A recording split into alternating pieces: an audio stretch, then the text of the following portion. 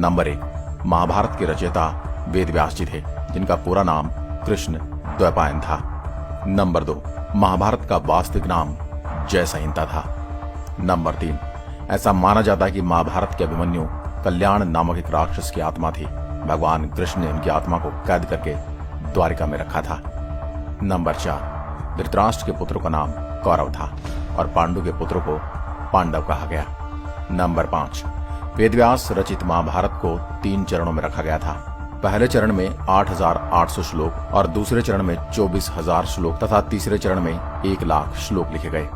Number 6, Mahabharat युद्ध के दौरान कौरव सेना में 5 सेनाध्यक्ष बनाए गए थे, जिनमें से सबसे पहले पितामह भीष्म, गुरु द्रोणाचार्य, कर्ण, शल्य और सबसे अंत में अश्वत्थामा को बनाया गया था। नंबर 7, यदुवंशी राजा सूरसेन की प्रथा नामक कन्या व वसुदेव नामक पुत्र था। इस कन्या को राजा सूरसेन अपनी बुआ के संतानहीन लड़के कुंती भोज को गोद दे आए थे। कुंती भोज ने इस कन्या का नाम कुंती रखा। कुंती का विवाह राजा पांडु से हुआ था। नंबर 8, जुए में हारकर पांडवों को 12 वर्ष का वनवास तथा 1 वर्ष का अज्ञातवास मिला था। अज्ञातवास में अगर उनको एक बार फिर से खोज लिया जाता तो उन्हें फिर से 12 वर्ष का वनवास और 1 वर्ष का अज्ञातवास बिताना पड़ता। नंबर 9, महाभारत के साप्तिक पर्व के अनुसार अध्याय 13 से 15 तक ब्रह्मास्त्र के परिणाम दिए गए हैं। हमारे शास्त्रों के अनुसार 3 नवंबर 5561 ईसा पूर्व छोड़ा गया हुआ ब्रह्मास्त्र परमाणु बम ही था। नंबर 10, कौरवों के पहले सेनाध्यक्ष पितामह भीष्म थे। नंबर 11, भगवद गीता महाभारत ग्रंथ का एक भाग है जिसमें 18 अध्याय हैं। नंबर 12, महाभारत के युद्ध में पांडव और कौरवों की सेनाओं का अनुपात 7:11 का था, यानी 7 अक्षौहिणी सेना पांडवों के पास थी और 11 अक्षौहिणी सेना कौरवों के पास थी। नंबर 13, एकलव्य के पिता का नाम हिरण्यधनु था और ये जरासंध की सेना में सेनापति थे।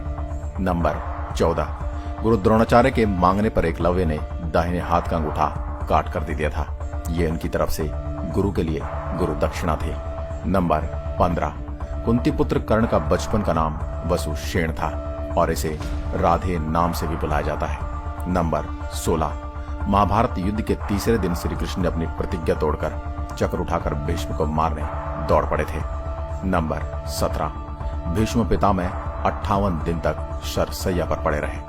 नंबर 18, ब्रह्मास्त्र का प्रयोग सिर्फ 2 ही योद्धाओं ने किया था और उनमें से अर्जुन और अश्वत्थामा ही ऐसे योद्धा थे जिन्होंने इस युद्ध में ब्रह्मास्त्र चलाया था। नंबर 19, जरासंध में भीम का मल्ल युद्ध 14 दिन तक चला था।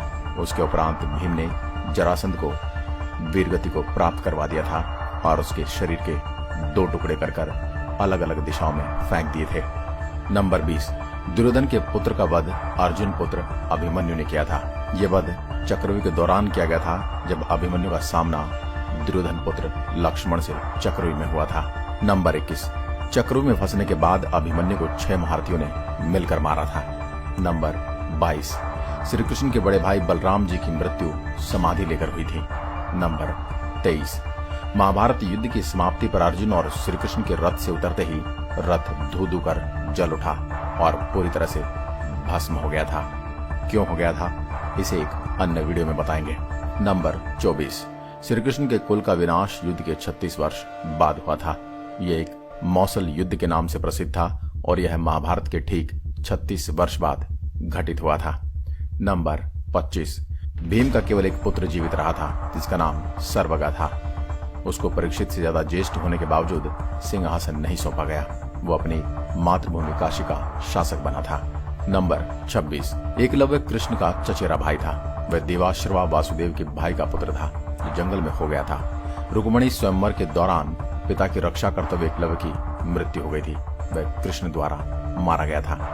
नंबर 27, कृष्ण के वैकुंठ जाने के बाद अर्जुन कृष्ण की पत्नी को साधारण लुटेरों से नहीं बचा सके। इस दौरान उनका धनुष काफी भारी हो गया था और वह सारे मंत्र भूल गए थे।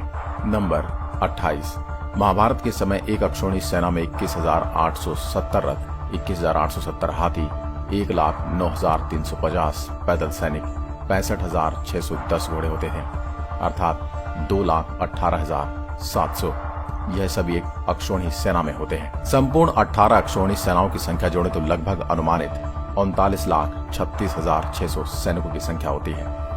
नंबर 29। महाभारत के अनुसार इस युद्ध में भारत के प्राय सभी जनपदों सहित कुछ विदेशी राज्यों ने भी भाग लिया था। माना जाता है कि महाभारत युद्ध में एकमात्र जीवित बचा कौरव जुयोत्सु था और 24,165 कौरव सैनिक लापता हो गए थे, जो कि महाभारत के युद्ध के पश्चात कौरवों की तरफ से 3 और पांडवों की तरफ से 15 यानी कुल 18 योद्धा ही जीवित बचे थे। नंबर 30। महाभारत युद्ध में 39,40,000 योद्धा मारे गए थे और अंत में इस युद्ध में पांडवों की विजय हुई। अगर वीडियो पसंद आई हो तो लाइक कीजिए।